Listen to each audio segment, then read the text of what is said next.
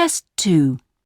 You will hear a number of different recordings and you will have to answer questions on what you hear.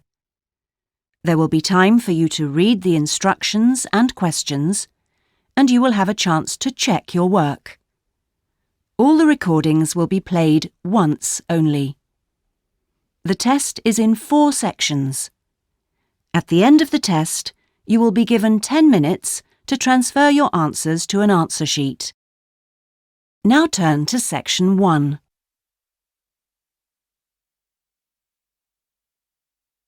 Section 1. You will hear a telephone conversation between a customer and a representative of an insurance company. First, you have some time to look at questions 1 to 5.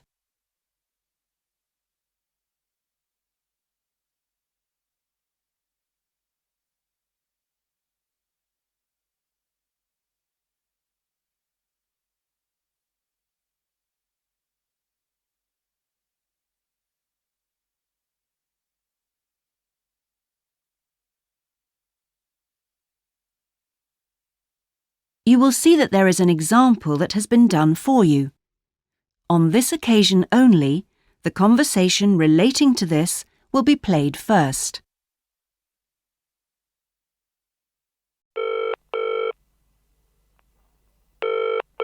Hello? Motor Insurance Department? Oh, hello.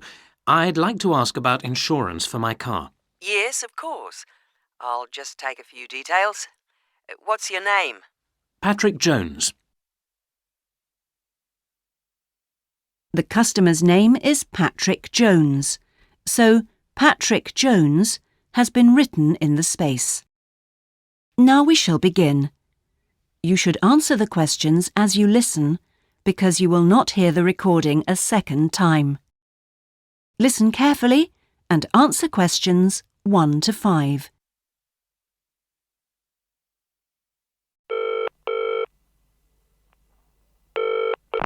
Hello? Motor Insurance Department? Oh, hello. I'd like to ask about insurance for my car. Yes, of course. I'll just take a few details. What's your name? Patrick Jones. And your address? It's 27 Bank Road. 27 Bank Road. Is that in Greendale? Yes. And what's your daytime phone number? My work number is 730453. And could I ask what your occupation is? Dentist. OK. Now, a few details about your car. What size is the engine? It's 1200 cc's. Thank you. And the make and model? It's a Houghton Sable. Could you spell the model name, please? Yes. S-A-B-L-E. Oh, yes. Thanks. And when was it made? 1997. Lovely. Right. I presume you've had a previous insurer? Yes. Right. We need to know the name of the company. Yes, it was Northern Star. Thank you. And have you made any insurance claims in the last 5 years? Yes, one in 1999. And what was the problem? It was stolen, but... That's fine, Mr. Jones. That's all we need to know at the moment. Before you hear the rest of the conversation, you have some time to look at questions 6 to 10.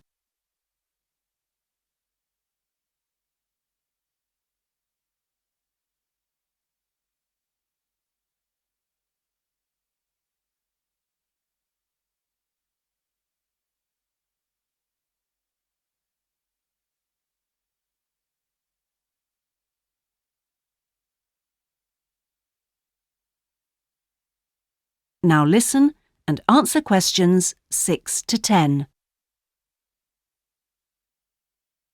And will there be any other named drivers?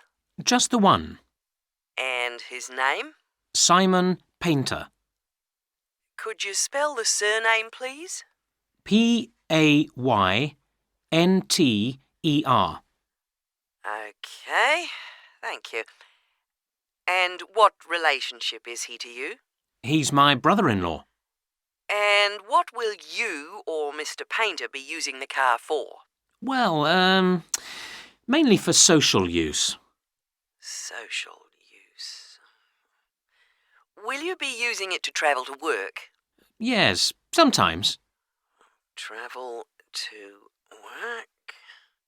Anything else? No, that's it. And finally, when would you like to start the insurance? I'll need it from the 31st of January. Right. Mr. Jones, I'm getting a couple of quotes coming up on the computer now, and the best bet looks like being with a company called Red Flag. Yeah?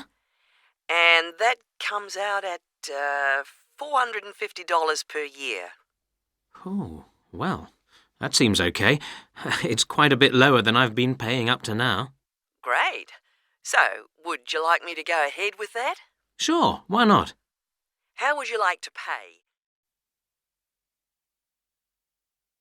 That is the end of section 1. You now have half a minute to check your answers.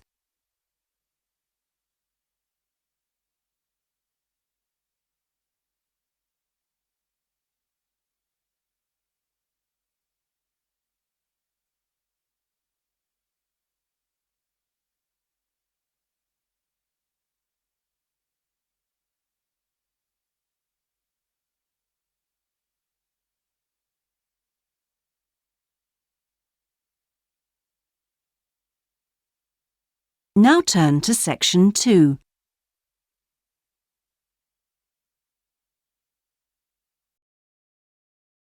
Section 2. You will hear a recorded message giving tourists travel information in a large city. First, you have some time to look at questions 11 to 18.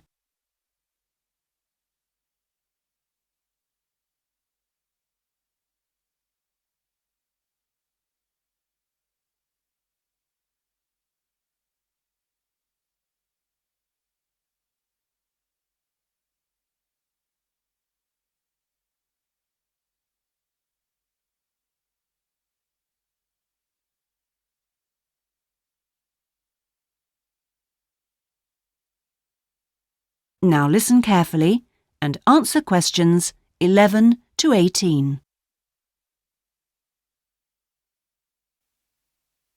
Thank you for calling the tourist line. There are many different ways of getting round the city, and we'd like to suggest some you may not have thought of. How about a city trip by boat? There are 4 main stopping points. From west to east, Stop A, Greenbanks, Stop B, City Bridge, Stop C, Roman Landing, and Stop D, Newtown. You can find the main booking office at Stop A. The first boat leaves at 8 a.m. and the last one at 6:30 p.m. There are also many attractions you can visit along the river. At Stop A, if you have time, you can visit the fine 16th century palace here, built for the king, with its beautiful formal gardens. It's very near the booking office. Now you can enjoy every corner of this superb residence. Stop B. Why don't you visit Tower Restaurant with its wide range of refreshments? This is a place where you can sit and enjoy the wonderful views over the old commercial and banking centre of the city. Stop C is the area where, in the 1st century AD, invading soldiers crossed the river. This was much shallower than it is now. That's why this area is called Roman Landing. There's an interactive museum to visit here, with a large shop which has a good range of local history books. At the furthest point of the trip, Stop D, the most exciting place to visit is the new entertainment complex with 7-screen cinema, bowling alley, and video games arcade. Before you hear the rest of the message, you have some time to look at questions 19 and 20.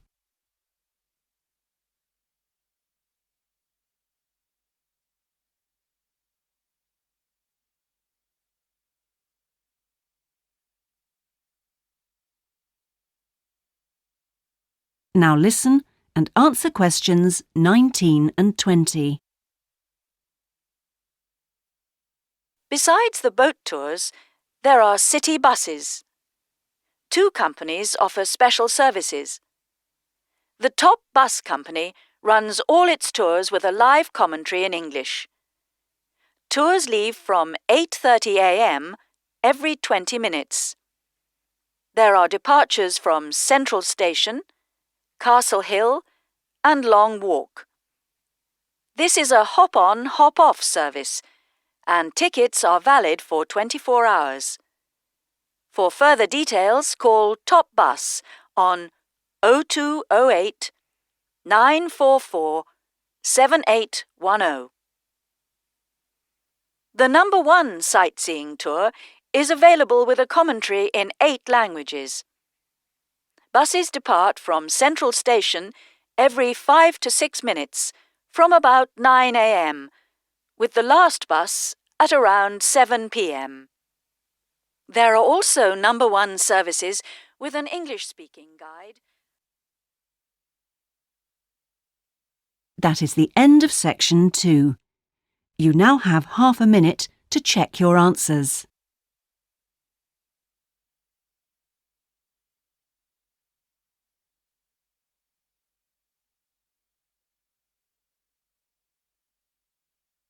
Section 3. You will hear a seminar with Dr. Martin Merriweather of the Antarctic Centre in Christchurch, New Zealand. First, you have some time to look at questions 21 to 26.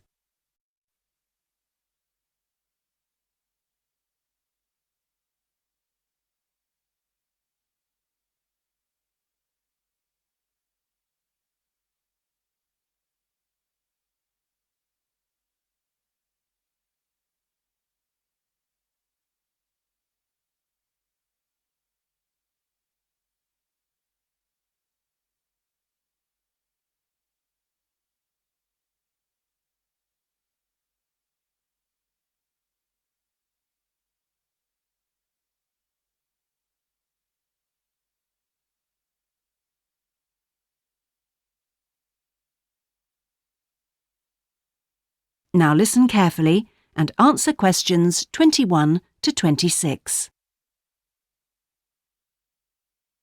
We're pleased to welcome Dr. Martin Merriweather of the Antarctic Centre in Christchurch, New Zealand, who has come along to talk to us today about the role of the centre and the Antarctic Treaty. Now, my first question is about the choice of location for the centre. Why Christchurch? Was it because of the climate? Well, actually, New Zealand is the second closest country to Antarctica, and Christchurch is often used on Antarctic expeditions. Right, so it's because of where we are, coupled with our historical role. So tell us, what is the main purpose of the centre? Oh, well, we have 2 complementary roles. One is as a scientific base for expeditions and research, and the other is as an information centre. Tell us something about the role as a scientific base. Well, we're able to provide information about what scientists should take with them to the South Pole. For example, the centre contains a clothing warehouse where expeditions are supplied with suitable clothing for the extreme conditions. I suppose you need a bit more than your normal winter coat. Yes, exactly. And then there's also the specialist library and mapping services. Right. And which countries are actually located at the centre? Well, the centre houses research programs for New Zealand, for the United States, as well as for Italy. There's even a US post office at the American Air Force Base here. Really? And what does the Visitors Centre offer? Well, since very few people will ever experience the Antarctic firsthand, the Visitors Centre aims to recreate the atmosphere of Antarctica. There's a mock campsite where you can see inside an Antarctic tent and imagine yourself sleeping there. And the centre also acts as a showcase for the unique international cooperation which exists in Antarctica today. What is it actually like at the South Pole? I know you've been there on a number of occasions. Yes, I have, and each time I'm struck by the awesome beauty of the place. It's magnificent, but you can really only visit it in the summer months. October to March. Yes, because it's completely dark for 4 months of the year. And, in addition, it has to be the coldest place on Earth. Colder than the North Pole? Why is that? Well, unlike the North Pole, which is actually a frozen sea, Antarctica is a landmass shaped like a dome, with the result that the winds blow down the slopes at speeds of up to 150 kilometres an hour. And that's what makes it so cold. Oh. And one other interesting thing is that Antarctica is the driest continent on Earth, surprisingly. And so you have to drink large amounts of water when you're there. How old is Antarctica? Oh, we're pretty sure it was part of a larger landmass, but it broke away from the rest of the continent 170 million years ago. How can you be certain of this? Because fossils and rocks have been discovered in Antarctica, which are the same as those found in places such as Africa and Australia. Amazing. To think that it was once attached to Africa.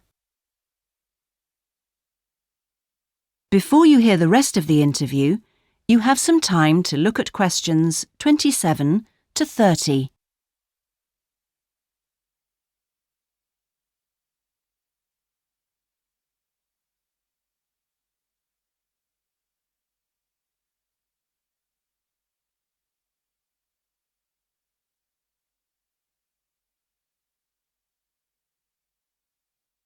Now listen and answer questions 27 to 30. Now, let's just have a look at the Antarctic Treaty. How far back does the idea of an international treaty go?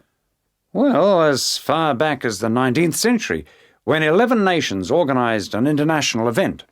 When was that exactly?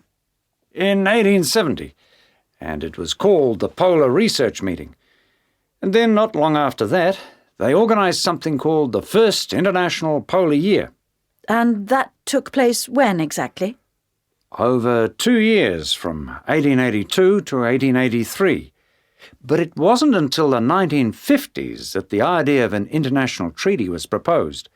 And in 1959, the treaty was actually signed. What do you see as the main achievements of the treaty? Well, firstly, it means that the continent is reserved for peaceful use. That's Article 1, isn't it? Yes. That's important, since the territory belongs to everyone. Yes, but not as important as Article 5, which prohibits any nuclear explosions or waste disposal. Which is marvellous. Well, I'm afraid we're going to have to stop there because I'm afraid we've run out of time. Thanks for coming along today and telling us all about the centre and its work. That is the end of section 3. You now have half a minute to check your answers.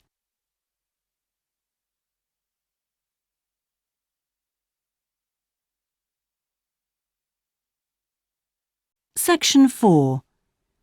You will hear a presentation given by a sports science student on her project on left and right-handedness in sport. First, you have some time to look at questions 31 to 40.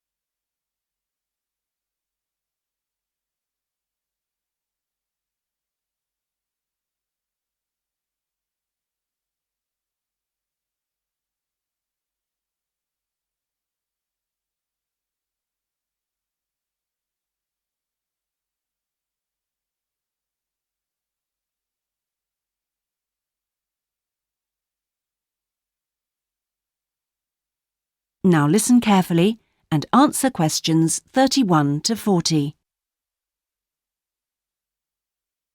My topic is handedness, whether in different sports it is better to be left or right-sided, or whether a more balanced approach is more successful.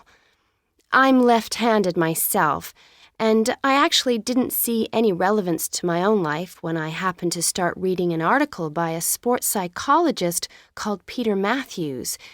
He spent the first part of the article talking about handedness in music instead of sport, which I have to say almost put me off from reading further. But what I soon became struck by was the sheer volume of both observation and investigation he had done in many different sports, and I felt persuaded that what he had to say would be of real interest. I think Matthew's findings will be beneficial, not so much in helping sports people to work on their weaker side, but more that they can help them identify the most suitable strategies to use in a given game. Although most trainers know how important handedness is, at present they are rather reluctant to make use of the insights scientists like Matthews can give, which I think is rather short-sighted, because focusing on individual flexibility is only part of the story. Anyway, back to the article. Matthews found a German study which looked at what he called mixed-handedness, that is, the capacity to use both left and right hands equally. It looked at mixed-handedness in 40 musicians on a variety of instruments. Researchers examined a number of variables. For example, type of instrument played, regularity of practice undertaken, and length of time playing instrument, and found the following. Keyboard players had high levels of mixed-handedness, whereas string players like cellists and violinists strongly favored one hand. Also, those who started younger were more mixed-handed. Matthews also reports studies of handedness in apes. Apes get a large proportion of their food by fishing ants from anthills. The studies show that apes, like humans, show handedness, though for them right and left-handedness is about equal, whereas about 85% of humans are right-handed. Studies showed that apes consistently using the same hand fished out 30% more ants than those varying between the two.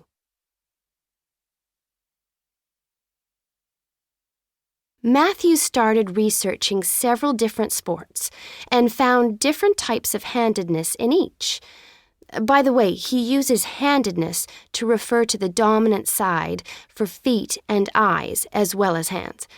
Anyway, his team measured the hand, feet, and eyes of 2,611 players and found that there were really three main types of laterality. Mixed, you work equally well on both sides, both hand and eye. Single, you tend to favor one side, but both hand and eye favor the same side. And cross-laterality, a player's hands and eyes favor only one side, but they are opposite sides. Let's start with hockey. Matthews found that it was best to be mixed-handed. This is because a hockey stick must be deployed in two directions. It would be a drawback to have hand or eye favoring one side. An interesting finding is that mixed-handed hockey players were significantly more confident than their single-handed counterparts. Things are slightly different in racket sports like tennis.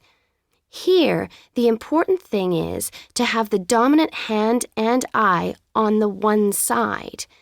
This means that there is a bigger area of vision on the side where most of the action occurs. If a player is cross-lateral, the racket is invisible from the dominant eye for much of the swing. It means that they can only make corrections much later, and often the damage has been done by then. And moving to a rather different type of sport, which involves large but precise movements, gymnastics. It's been found that cross-hand-eye favoring is best.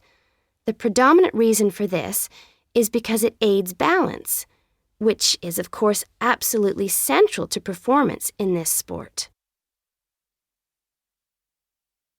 That is the end of section 4. You now have half a minute to check your answers.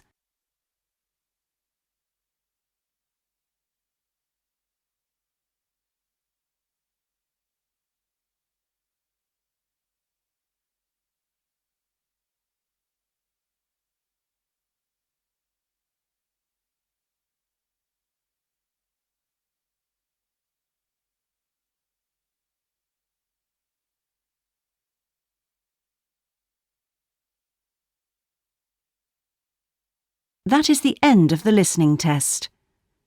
In the IELTS test, you would now have 10 minutes to transfer your answers to the listening answer sheet.